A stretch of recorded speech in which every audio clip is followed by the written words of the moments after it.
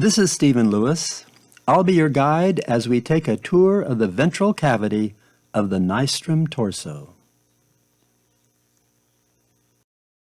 Here we've removed the anterior wall of the ventral cavity, exposing the internal viscera.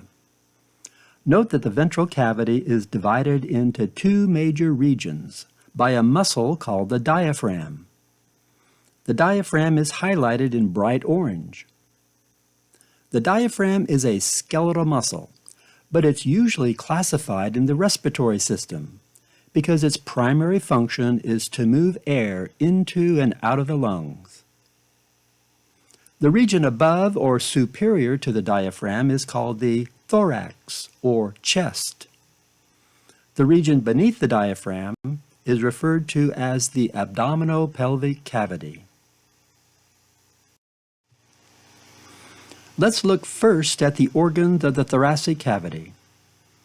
Two of these organs are the lungs. The lungs are organs of the respiratory system. They're located lateral to the heart. Note that the right lung, from your perspective, is on the left side. However, we always assume the perspective of the individual about whom we are speaking when we refer to a body part as right or left.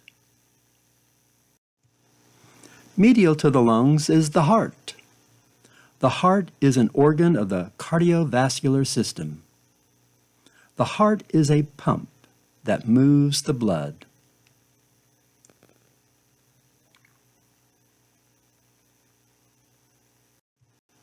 A network of tubes in the thorax supplies air to and from the lungs. The largest of these tubes is called the trachea or windpipe.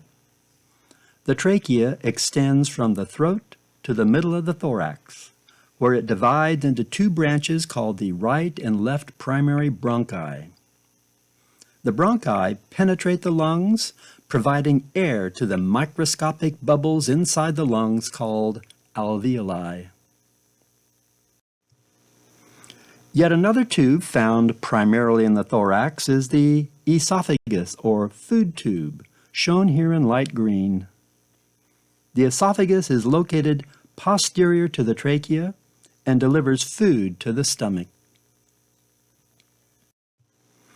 The abdominal pelvic cavity contains numerous viscera. To allow us to speak more precisely about their location, we often subdivide the abdominal pelvic cavity. One such system involves drawing two lines that intersect at the umbilicus, or belly button. The result is four regions called quadrants. There is a right upper quadrant, a left upper quadrant, a right lower quadrant, and a left lower quadrant.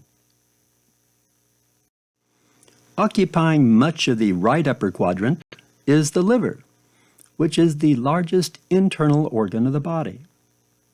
The liver is classified in the digestive system because it produces a digestive juice called the bile, which it releases into the small intestine.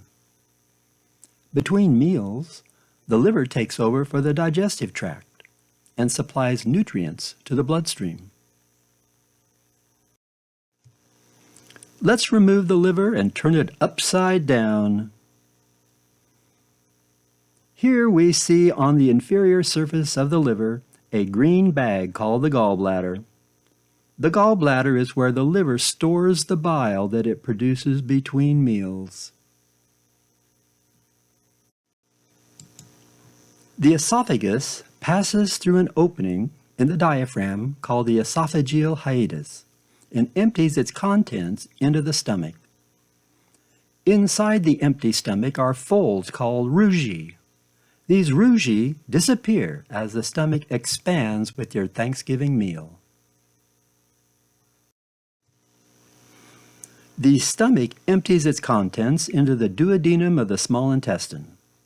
The small intestine, shown here in green, is where most of the digestion of our food and absorption of nutrients occurs.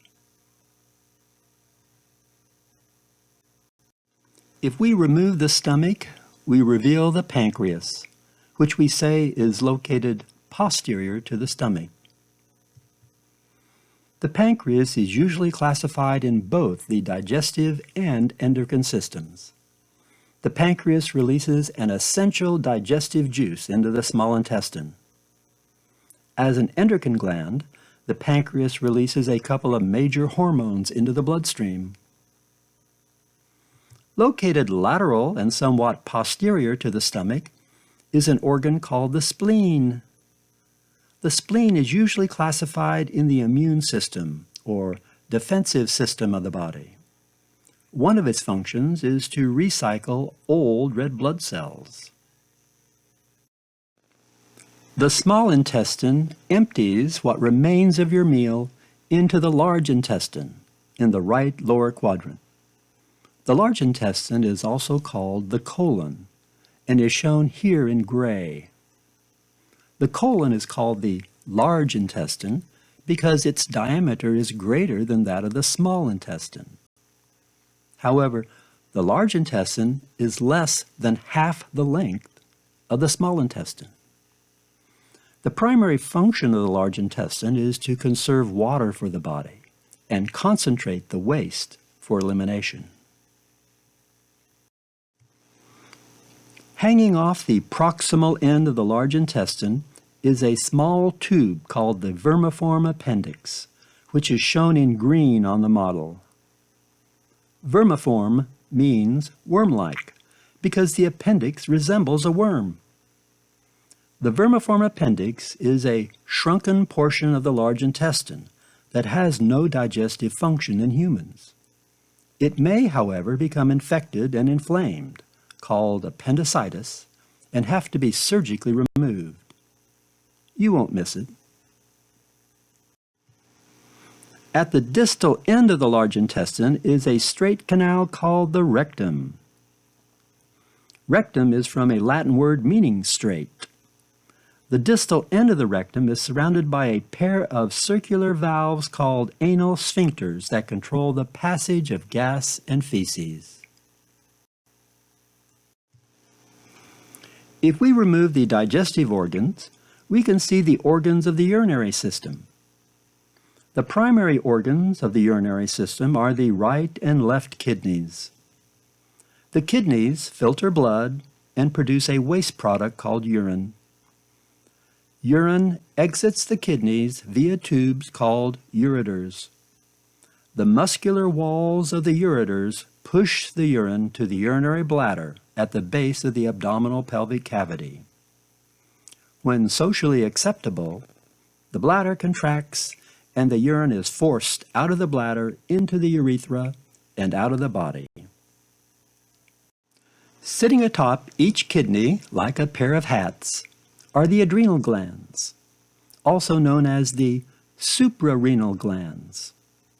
Renal is an old Latin name for the kidney.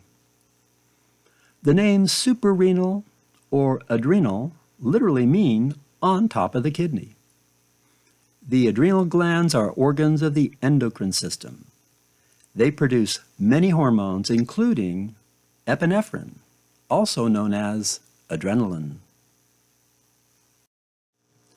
As you study the viscera of the body, whether on a model or an image, practice saying their names, assigning them to a system, describing their location within the body, and locating them on yourself or a friendly classmate.